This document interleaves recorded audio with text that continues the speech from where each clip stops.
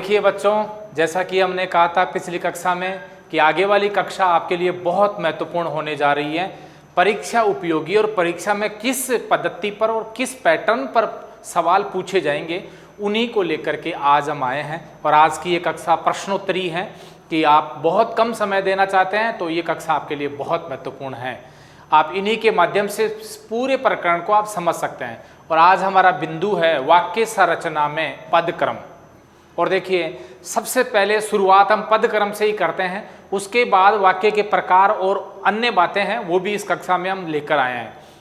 कहने का मतलब आपके प्रकरण जो 10-15 लगे हुए हैं उनमें से एक परिपूर्ण ये टॉपिक है आज का।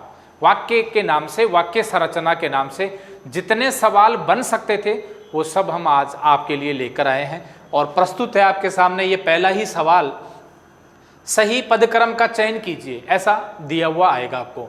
और देखो कैसे इसके खंड करके पूछा गया है। हिंदी अध्यापक पढ़ा रहे थे बच्चों को, ये सही क्रम नहीं है, आपको सही क्रमानुसार विकल्प का चयन करना है। और देखिए चारों विकल्प कैसे हैं। अध्यापक हिंदी पढ़ा रहे थे, हिंदी अध्यापक बच्चों को पढ़ा रहे थे, बच्चों को अध्यापक हिंदी पढ़ा रहे थे, अध्यापक बच्चों को हिंदी पढ़ा रहे थे।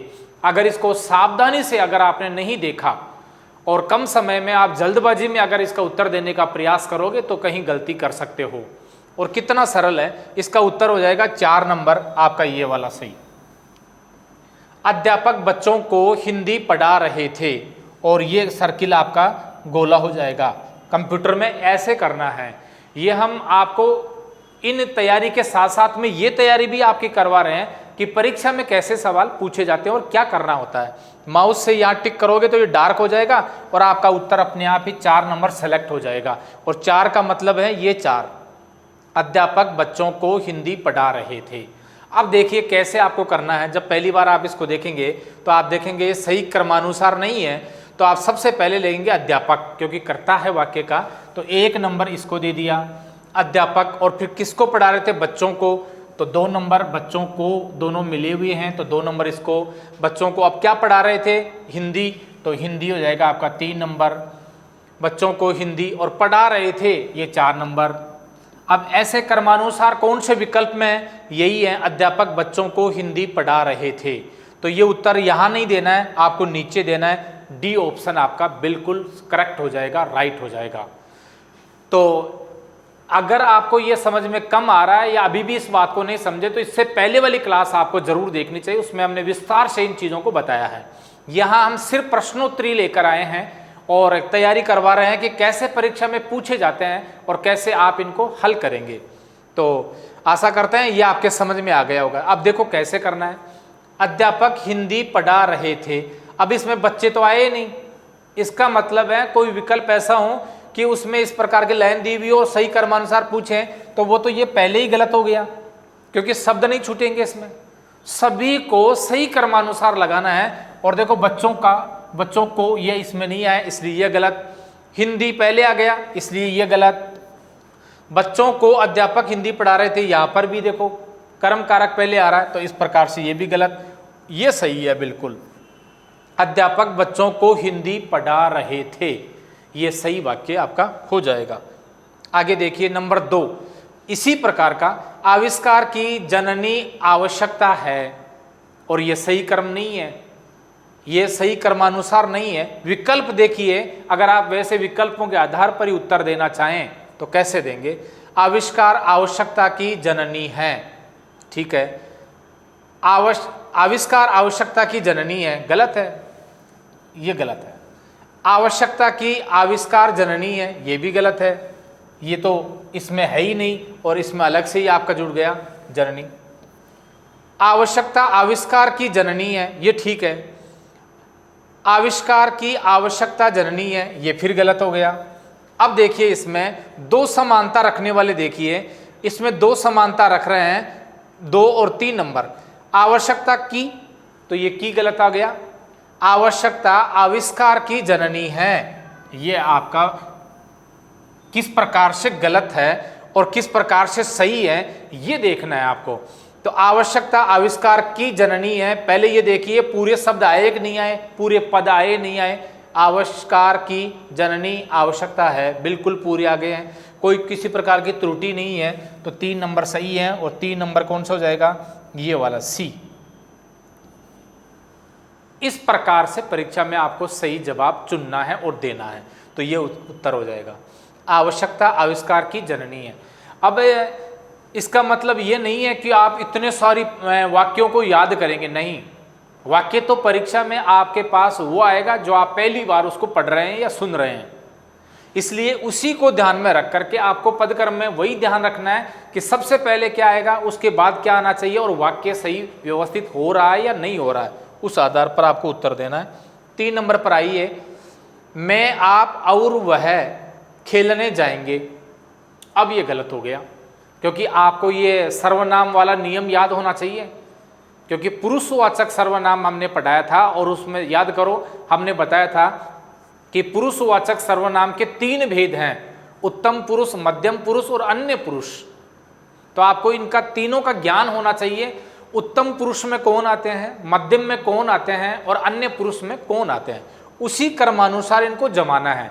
उस कर्मानुसार यानी सबसे पहले इसमें आता है आपका मध्यम पुरुष, मध्यम, और मध्यम के बाद में आएगा आपका अन्य पुरुष, अन्य, और उसके बाद आएगा आपका उत्तम पुरुष। ये इनका निश्चित क्रम है। इस प्रकार से ये याद रखना आप हमेशा, यानी सबसे पहले आएगा आपका आप, तुम आदि, और उसके बाद आएंगे वह, वे आदि ये, और उसके बाद खुद के लिए, यानी खुद के लिए जो संबोधन या सर्वनाम होता है वो सबके अंत में आएगा। ये क्रम रहेगा, मध्यम, अन्य और उत्तम, इस प्रकार से। अब ये कौन से क्रमांक में हैं ये आपको चयन करना है। अब देखिए इसका उत्तर देखते हैं किस प्रकार से कौन सा होगा। वह, आप, मैं खेलने जाएंगे, ये तो पहले ही गलत हो गया क्योंकि ये अन्य पुरुष से शुरू हो रहा है, तो ये नहीं होगा। आप, मैं और वह खेलने जाएंगे। अब तीसरे को देखिए, आप, मैं और वह खेलने जाएंगे, ठीक है। वह, आप और मैं खेलने जाएंगे, ठीक है। मैं, आप और वह खेलने जाएंगे, कितना बारीक से अंतर किया गया है। तो सबसे पहले आपको क्या लेना है, मध्यम पुरुष, और मध्यम पुरुष कौन सा है, आप, तो आप हो गया आप, और उसके बाद में आएगा आपका अन्य पुरुष, तो अन्य पुरुष आपके बाद में देखो कौन सा है, अच्छा ये गलत हो गया, आप, वह, ये गलत हो गया, आप, वह और मैं, ये इस प्रकार से ही हो जाएगा। ये उत्तर होगा इसमें, आप, वह और मैं खेलने जाएंगे, खेलने जाएंगे, ये आपका सही उत्तर हो जाएगा। यानी 2 नंबर आपका उत्तर सही हो जाएगा। थोड़ी त्रुटि है टाइप करने में, तो आप इसका 2 नंबर सही कर देंगे और 2 नंबर का बी उत्तर आपका करेक्ट हो जाएगा। एक और है ऐसा ही, क्योंकि 4 आएंगे तो परीक्षा में। सही कर्मानुसार चयन कीजिए। तुलसीदास के रचयिता रामचरितमानस हैं, और यह सही नहीं है। सही कौन सा है, रामचरितमानस के रचयिता तुलसीदास है, ठीक है, इस पर थोड़ा मैं विश्वास हो रहा है। दूसरा देखिए, तुलसीदास ने रामचरितमानस की रचना की, ये तो पूरी तरह ही गलत हो गया, क्योंकि ऐसा कहाँ लिखा है, रचना। ये शब्द हूबहू आपके पास होने चाहिए, यहाँ तो रचयिता लिखा है और यहाँ कर दिया रचना, तो ये तो वैसे ही गलत हो गया है। इनसे सतर्क रहें आप, शब्दों को बदला नहीं जाएगा, हूबहू ही शब्द होने चाहिए, तो ये ऐसे गलत। रामचरितमानस के रचयिता तुलसीदास हैं, अच्छा ये भी ठीक लग रहा है।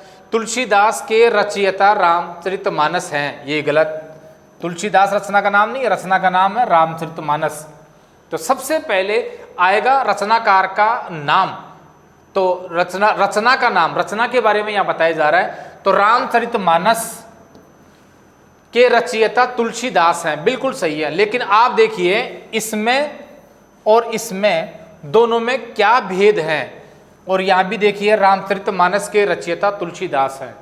तो आप ये ना सोचें कि त्रुटि से आ गया है, अब गलती से नहीं आया है, अब बिल्कुल सही आया है। इन दोनों में से एक का चयन करना है, कौन सा उत्तर सही रहेगा ये बताइए आप। अगर जल्दबाजी में देखोगे तो आपको लगेगा दोनों एक ही है, लेकिन एक नहीं है, ये गलत हो गया, 3 नंबर गलत हो गया। जी हाँ, और 1 नंबर सही हो गया। आपका उत्तर हो जाएगा 1 नंबर। क्यों हुआ ये और थोड़ा सा जान लीजिए। रामचरितमानस के रचयिता तुलसीदास हैं, और यहाँ ध्यान से देखिए, यहाँ ध्यान से देखोगे तो एक अनुस्वार लगा हुआ है जो बहुवचन में ही प्रयुक्त होता है, एक वचन में नहीं। है भी 2 प्रकार के हैं, एक तो है और एक है हैं। ये 2 हैं, 1 और 2, ये एक वचन और ये बहुवचन। और यहाँ एक वचन की बात हो रही है, इसलिए ये सही है। यहाँ अनुस्वार नहीं है, रहित है, और यहाँ युक्त है अनुस्वार, इसलिए ये गलत हो गया है, ये गलत हो गया है, और ये बिल्कुल सही हो गया है। इस प्रकार से भी आपको परीक्षा में भ्रमित किया जा सकता है। और आगे देखिए, अर्थ के आधार पर वाक्य का सही प्रकार कौन सा होगा। अब की बार हम संभावना व्यक्त कर रहे हैं कि अब की बार, जैसे पिछली परीक्षा में पदानुक्रम पूछ लिया था, अब की बार हो सकता है वाक्य का प्रकार पूछ ले, उनके बारे में पूछ लें। तो ऐसे सवाल कैसे आएंगे परीक्षा में, देखिए। अर्थ के आधार पर, पहली बात तो अर्थ के आधार पर वाक्य के कितने भेद हैं, 8 भेद हैं। ये हम पहले वाली कक्षाओं में पढ़ चुके हैं। तो 8 में से ये कौन सा, किस प्रकार का प्रकार है। सदा सत्य बोलो, सदा सत्य बोलो, ये किस प्रकार का भेद है। इच्छावाचक, प्रश्नवाचक, संकेतवाचक, आज्ञावाचक। तो आपका उत्तर हो जाएगा आज्ञावाचक। जी हाँ, 4 नंबर विकल्प आपका बिल्कुल सही है। अब कैसे हुआ ये थोड़ा सा और पता लगा लीजिए। सदा सत्य बोलना चाहिए या सदा सत्य बोलो आदि बातें, किसी भी प्रकार की कोई सलाह, राय या कोई इस प्रकार की बातें या सीख दी जाती हों, वो सभी आज्ञावाचक वाक्य कहलाते हैं। इसके उदाहरण आप और भी देखेंगे, चिरंजीवी, भाव आदि तो अलग प्रकार इच्छा में चला जाएगा। आज्ञा में जैसे सदा सत्य बोलो, तुम्हें बड़ों का आदर करना चाहिए, तुम्हें समय पर उठना चाहिए आदि, ये सारे आज्ञावाचक हैं। तो इनको थोड़ा ध्यान से देख लेना, परीक्षा में इनके बारे में पूछ सकते हैं।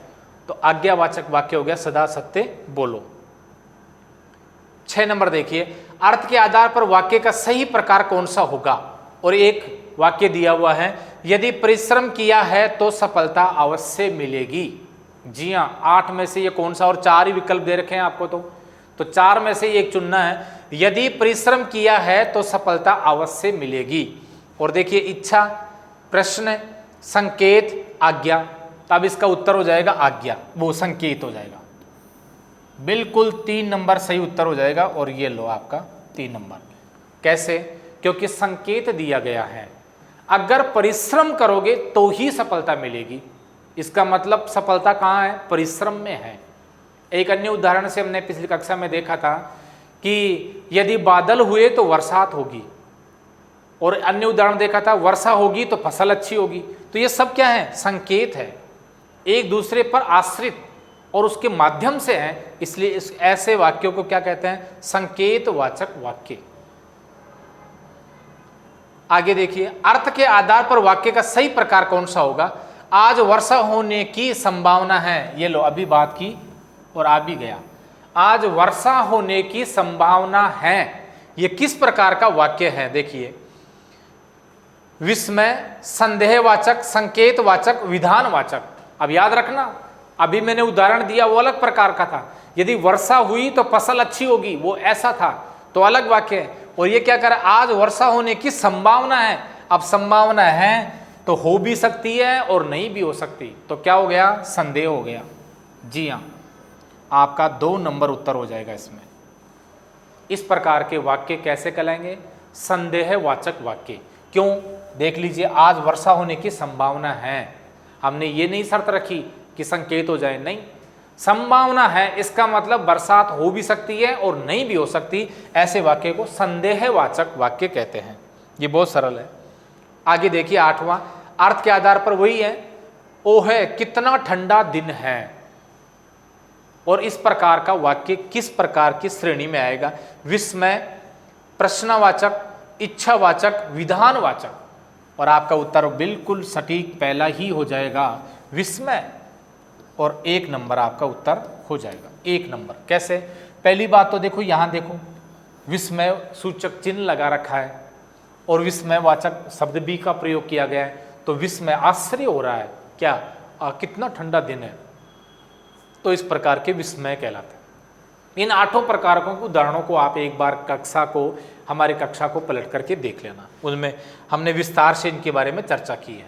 और आगे देखिए 9वां, रचना के आधार पर वाक्य का सही प्रकार बताइए। अब किसके आधार पर पूछा है? रचना। अगर रचना का नाम लिया गया तो नाम लेते ही समझ जाओ रचना के आधार पर वाक्य के 8 नहीं 3 ही प्रकार किए गए हैं। और अगर अर्थ का नाम ले लिया तो आप बिल्कुल समझ जाना कि 3 नहीं है, अब 8 है। ये हम पहले बता चुके हैं। एक तो है रचना, वाक्य को 2 प्रकार से बांटते हैं, रचना के आधार पर और अर्थ के आधार पर। रचना के आधार पर 3 और अर्थ के आधार पर 8 वाक्य के प्रकार हो सकता है। परीक्षा में सीधे ही पूछ लें तो आप इस प्रकार से बताएं। अब क्या पूछा? रचना, तो इसका मतलब है 3 प्रकार के होते हैं। शीला कमला की छोटी बहन है जो विराट नगर में रहती है। अब समझने समझाने वाली कक्षा नहीं है ये, इससे पहले वाली कक्षा में हमने खूब अच्छी तरह समझा दिया है। अब आपको सीधे उत्तर देना है। शीला कमला की छोटी बहन है जो विराट नगर में रहती है, एक पूर्ण और एक सार्थक और प्रधान वाक्य तो यहाँ हो गया, शीला कमला की छोटी बहन है। लेकिन आगे देखिए, जो विराट नगर में रहती हैं, और ये पूर्ण नहीं है, आश्रित वाक्य है, उपवाक्य है। क्यों? क्योंकि कौन रहती है ये जानने के लिए हमें इसमें आना पड़ता है। इसका मतलब है एक सही 1/2, एक तो पूरा वाक्य, दूसरा आश्रित उपवाक्य है। इसलिए कौन से में होता है? जी हाँ, मिश्र वाक्य। 4 नंबर आपका उत्तर हो जाएगा। मिश्र या मिश्रित वाक्य का उदाहरण है। और आगे देखिए 10वें नंबर पर, रचना के आधार पर वाक्य का सही प्रकार कौन सा होगा? उसी में से राकेश का भाई सुरेश विद्यालय जा रहा है, और ये आपके लिए है। आप इसको ध्यान से समझिए, रोक कर वीडियो को देख लीजिए, ऐसे में कहीं गलतियां नहीं करते हैं। अब इसमें से 4 विकल्प निषेधात्मक हो ही नहीं सकता, क्योंकि रचना के आधार पर ये प्रकार ही नहीं है, तो अर्थ के आधार पर है। मिश्र, साधारण और संयुक्त में से एक होगा। कौन सा होगा? जी हाँ, साधारण वाक्य हो जाएगा। अब कैसे होगा ये देखो, आप देख रहे हैं राकेश का भाई सुरेश, ये तो ऐसा तो मिश्र में आया था, नहीं, ये कर्ता ही है, कर्ता का विस्तार है, इतना। और आगे देखिए, एक ही उद्देश्य हुआ और एक ही विधेय है, ऐसे हमने परिभाषा में बताया था, और एक ही क्रिया है, क्रिया एक ही है, जा रहे हैं। इस प्रकार से साधारण वाक्य ही है। भ्रम होता है हमें कि कहीं ये मिश्र वाक्य तो नहीं, लेकिन नहीं है, ये केवल साधारण वाक्य है। और एक और है उदाहरण, रात हुई और चांद निकल आया। बड़ा भी हो सकता है और इतना छोटा भी हो सकता है। रात हुई और चांद निकल आया, तो विस्मय ये तो होगा ही नहीं, क्योंकि ये तो अर्थ के आधार पर है। इन 3 में से आप पता लगाइए, संयुक्त है, साधारण है, मिश्र है, तो आपका उत्तर हो जाएगा कौन सा? संयुक्त वाक्य है। और 2 नंबर उत्तर आपका सही हो जाएगा। ये लीजिए, क्यों हुआ? क्योंकि ये और बता रहा है, ये अपने आप में स्वतंत्र है, इस पर आश्रित नहीं है। रात हुई, बिल्कुल रात होती है, हो गई। चांद निकल आया, और चांद भी निकलता है, चांद निकल गया। ये लीजिए, दोनों को और शब्द से जोड़ दिया गया। तो इस प्रकार से ये आज के शायद इतने ही हैं। हाँ जी हाँ, इतने। ये आपके सामने कुछ महत्वपूर्ण प्रश्नोत्तर हैं। अगर आप इनका अभ्यास अच्छी तरह से कर लेते हैं तो निश्चित रूप से आप निश्चिंत हो जाइए कि वाक्य संरचना से 4 सवाल परीक्षा में पूछे जाएंगे, और 4 सवालों में से आप उनके जवाब दे पाएंगे। और देखिए 4 और 4 गुना 5, और आपके हो गए 20 अंक इसी प्रकरण से। ये लीजिए, 20 अंक तो आपके खरे हो गए। बूंद बूंद से घड़ा भरेगा, और ऐसे करके हमारा लक्ष्य हो जाएगा 200 अंकों का ये प्रश्न पत्र होगा, और आप 200 अंक ला सकते हैं। ये हम पहले बता चुके हैं कि आपको कितने दिए जाएंगे? 50। आपको करने कितने हैं? 40। केवल 40 में से मार्किंग होगी। 40 × 5 और 200 अंक। 10 प्रश्नों को उनको छोड़ देना है जो बिल्कुल भी नहीं आते हैं। ऐसे करके आप अपनी तैयारी कर लीजिए। तो जुड़े रहिए हमारे से और देखते रहिए हमारे इस वीडियो को, और आगे हम नया प्रकरण और फिर लेकर आएंगे, फिर प्रश्नोत्तर, और ऐसी ही अभ्यास तैयारी हम आपको कराते रहेंगे। आज के लिए इतना ही है। बहुत बहुत आभार, धन्यवाद।